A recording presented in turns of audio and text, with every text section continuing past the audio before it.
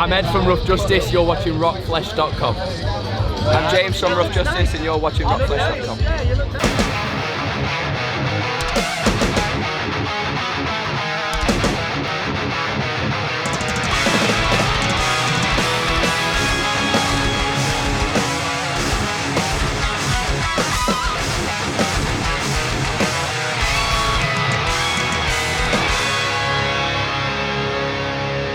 So we're back at Bloodstock again in the sunshine, and we've got Sheffield's mightiest hardcore act, in my opinion, at the moment. Thank you. Rough Justice! Nice one, man.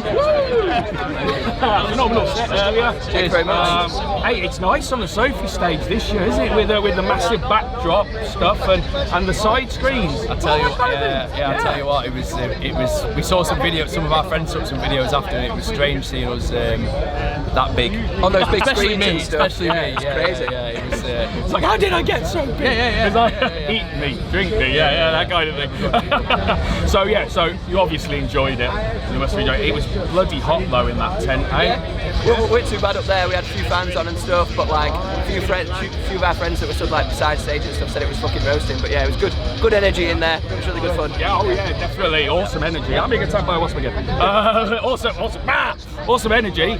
But same boiling hot. Your bass player was wearing a hoodie all the way through. Yeah. Does he always wear a hoodie, no matter what? He does that. He likes to look as intimidating as possible, but he's an absolute softie. He's Harry, so He is. Yeah. And actually, those big screens on the side did manage to get some great facial expressions. Right, just like proper. That's his vibe, man.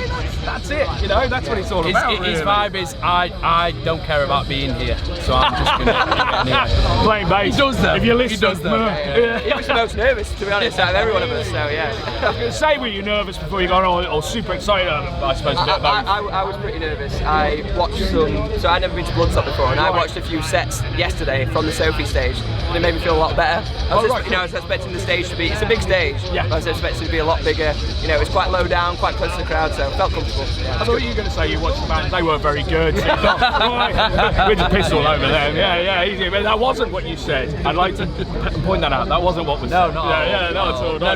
We watched the band before while we were setting up, and I can't remember what they were called, but they were kind of a post-rock band. It was really they had good. 2 guitars, they didn't have a bassist, but they sounded really fat, like really good, and it was one of those, like, before we went, we were like, oh god, we've got to follow these guys now. Yeah, they were really was good. it My Diligence? My Diligence, that's who it. we just spoken to. Yeah. They were really good, really good. Are they French? Belgian, yeah. Belgian. I thought I heard some accents there. They were awesome. I mean, we played like fucking music we play, but we're really into kind of like post-rock, and we've got quite a diverse taste in music, taste in metal as well. And, do those influences still feed in to your take on kind of hardcore? I think so. I think like even in the last, like Ed sings on like a few songs that we've got now, and like we've not really done that before, and I think that's quite like a new thing that we've added to Rough Justice, but it's like very natural. Like me and Ed love like grunge and shit like that, and love like weird kind of vocal lines. Like me and Ed love the band Failure quite a lot, and try and kind of bring a lot of those influences to the table. So I think that kind of new grunge sound is bleeding over a lot into like hardcore stuff and that, like certainly feel like Higher Power and stuff, like when they kick in, it's that kind of thing. It's interesting, and obviously coming from Sheffield, you've got a pretty successful scene. You've got names that you can follow in the footsteps of and stuff, especially with regards to that. I suppose taking a genre and a genre sound to the next level. Yeah, I think like we do like to think that there is a bit of a Sheffield sound. And I'd like to think that, hopefully, I mean for me at least, I'd like to think that people around the country might recognise that. It'd be really cool if they did. If not, I mean, obviously the name that comes to mind is Malevolence. But we've been mates with those for ages, and we all like the same bands. We've all got that kind of the same diverse taste. So sure. I fully agree that like a lot of the heavy Sheffield bands sound like no one else. I feel like we're another one. I'm like quite proud to say that. Like I can't really compare ourselves to many other bands, which is nice. And we've kind of always bridged that line of being like maybe too hardcore for like a lot of metal crowds, but also maybe too metal for a lot of hardcore crowds. So like being able to play a fest like this is awesome because it kind of we're appealing to the more metal side of like our influence and stuff. So, it's really nice. I think we always say the best bands are the bands who you can't pigeonhole. Exactly. I totally agree, man. Yeah, totally agree. Yeah, I think if bands were just going to kind of repeat stuff that's done, sometimes it might land really well and like, but I think, you know, if you look at any successful band or band that people like, they're always doing something different. Yeah, they all commit to like that. You know, they find it at some point and commit to that sound and kind of go for it. So. And I suppose it is. I suppose one of the things that we do see, I think, like in you know across the scene, is where you've got a band that each person has slightly different influences feeding into the sound. Is that true with you guys? Yeah, 100%. Yeah. So I mean, so the other guitarist L, who was playing today, so him and our bassist Harry used to be in like a post-rock band from Sheffield called In Arms. Yeah.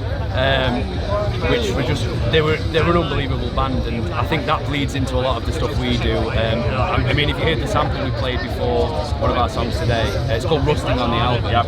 So L wrote that, and that's very much like L's influence coming in. But then we've got like Tim said, like you got the grunge coming in. Me and you are probably like biggest hardcore fans, I'd say.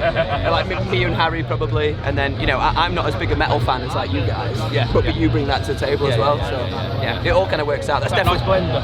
Yeah, exactly. 100%. But yeah, what you said is definitely true about our band. Like we've all got such diverse tastes. Yeah. So one of the things we're asking all the bands is about that feeling when you take a song, you've written it, recorded it, but take it out live and release it into the wild for the first time. Yeah. What is that feeling like?